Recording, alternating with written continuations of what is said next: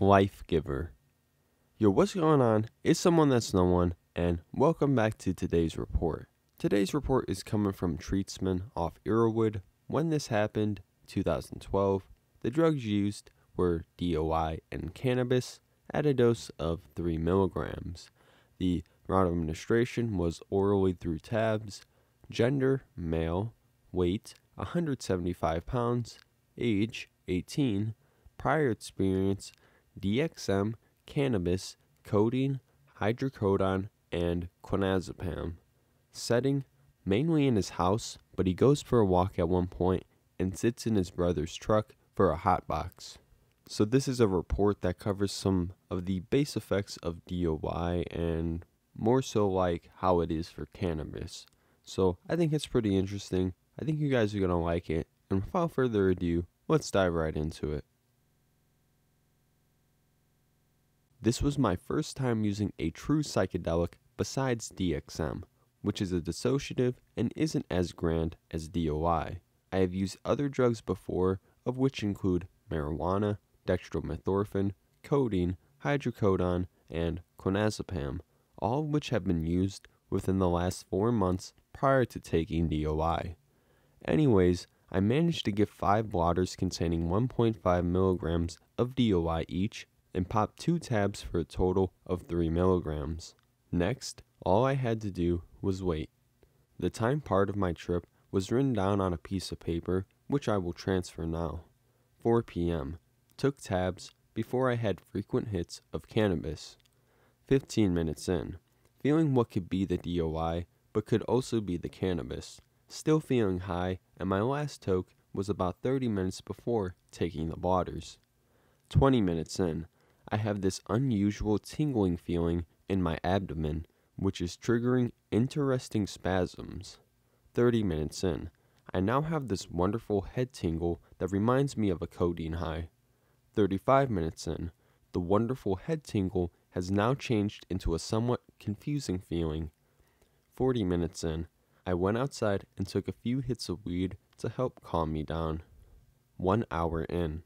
It's hard to tell where the DOI is coming from, and now I'm starting to wonder if the blotters were enough or were just fakes. 1 hour 25 minutes in. The confusing feeling has now reverted back to a good tingle, which has now spread to the rest of my body. 2 hours 5 minutes in.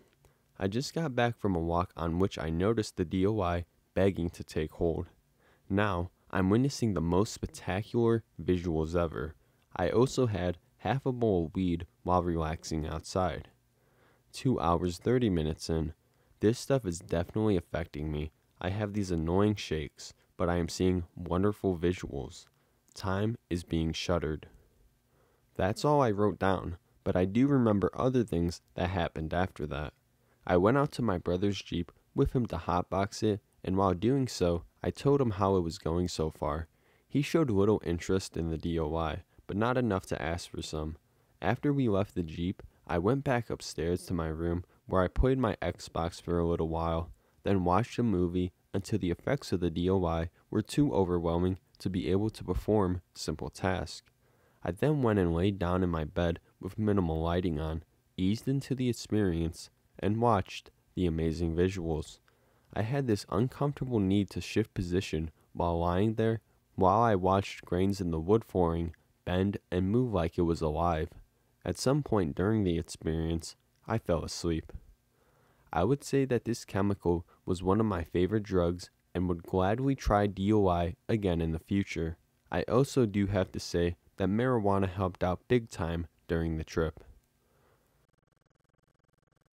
Here we are with DOI again, and in this one, we can see better how cannabis goes with the substance.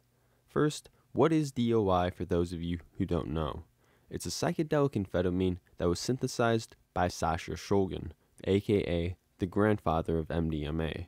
It has been known to be very long-lasting, from 16 hours to days in some cases. But simply imagine being stimmed up while tripping on some acid at the same time.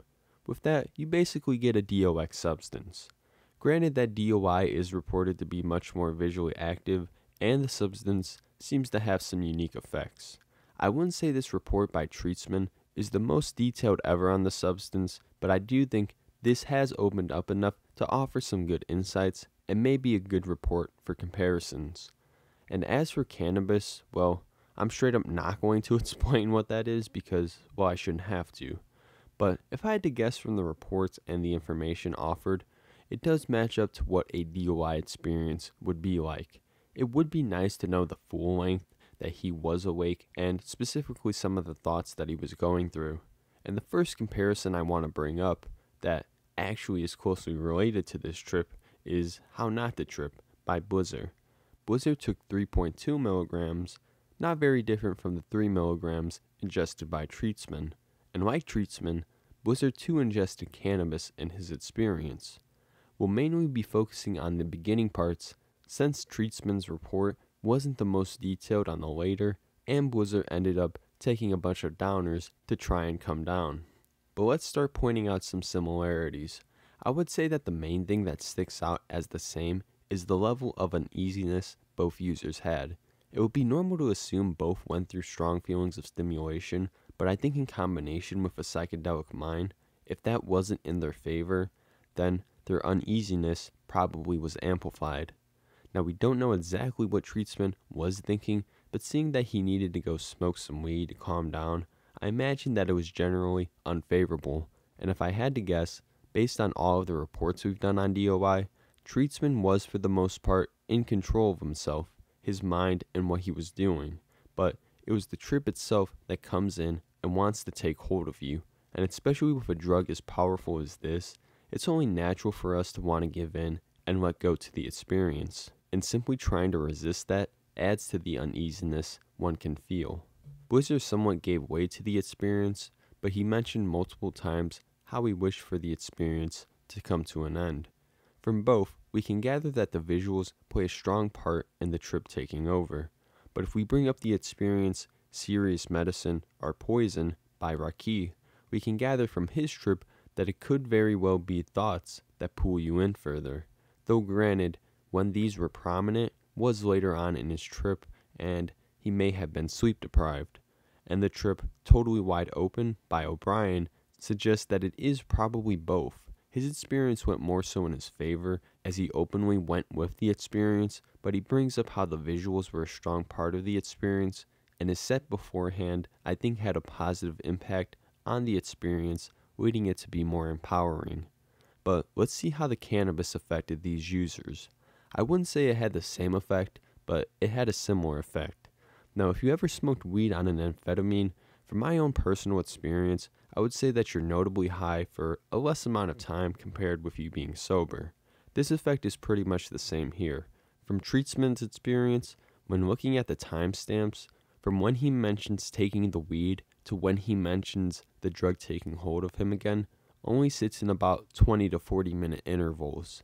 And I would think the weed did have some effect on his trip, but it quickly diminished. And when we look at Blizzard's trip, he mentioned smoking half a gram at the 6-hour point, and again at the 10-hour point in his experience, and he claimed it had no effect on him. We could maybe infer that the further in the experience you are, the less effect weed is going to have, but the last thing I wanted to bring up is sociability, and a somewhat general ability to maintain hold of oneself. Treatsman did mention he smoked with his brother, and from what we can tell, he seemed to effectively communicate with him, or at the very least, feel comfortable being around him. In Blizzard's trip, though, he did mention not wanting to talk due to feeling weak, so it may have been a bit different. But in Raki's trip, in the beginning, he mentions breaking up a confrontation between his friends and even going on a walk afterwards with one where he offered advice. And the last report I want to bring up is Tons of Energy by Frank, where Frank and his buddy tripped and didn't report a dose, but I would have guessed it was a low one. But regardless, the two spend the entire trip as a night out in the city, going to cafes, sightseeing, and just enjoying each other's time. It's probably different communicating with someone who's tripping with you, but the ability to properly socialize and act fairly normal was easily within their grasp. So with that, I'm going to end it here. As we can see here, there is a lot of varying effects depending on the user and probably the set and setting too. So I'd say there's a really big playing field for DOI, definitely. And if you guys want to see more DOI or any of the DOX family or any drug at all, let me know below and we'll get to that. If you guys did like this video, like the video. If you aren't subscribed, subscribe to the channel, follow the socials. It's been Someone That's Someone, and I'll see you guys next time. Peace out.